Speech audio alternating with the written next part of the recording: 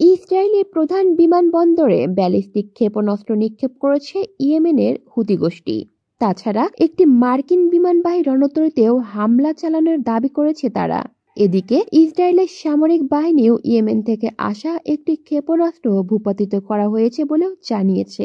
এক বিবৃতিতে ইসরায়েলের সামরিক বাহিনী বলেছে, ইসরায়েলের বেশ কয়েকটি অঞ্চলে রোববার ভোরের দিকে সাইরেন বাজিয়ে বাসিন্দাদের সতর্ক করে দেওয়া হয়। এর কিছুক্ষণ পরই ইসরায়েলের ভূখণ্ডে প্রবেশের আগেই ইয়েমেন থেকে ছোড়া একটি ক্ষেপণাস্ত্রের বাধা দেওয়া হয়। ইসরায়েলি বিমান বাহিনী ক্ষেপণাস্ত্রটি ভূপাতি করেছে বলেও সেনাবাহিনীর বিবৃতিতে জানানো হয়েছে।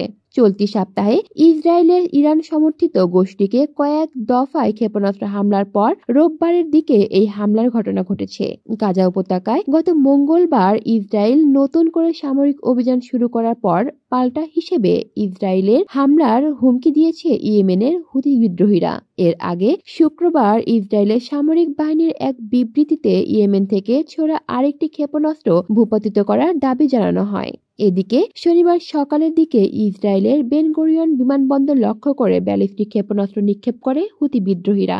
গত দুদিনের মধ্যে তৃতীয়বারের মতো ইসরায়েলে ক্ষেপণাস্ত্র ছোড়া হয়েছে বলেও জানান ইয়েমেনের এই সশস্ত্র গোষ্ঠী। কলি শিকদার, বাংলা নিউজ নেটওয়ার্ক।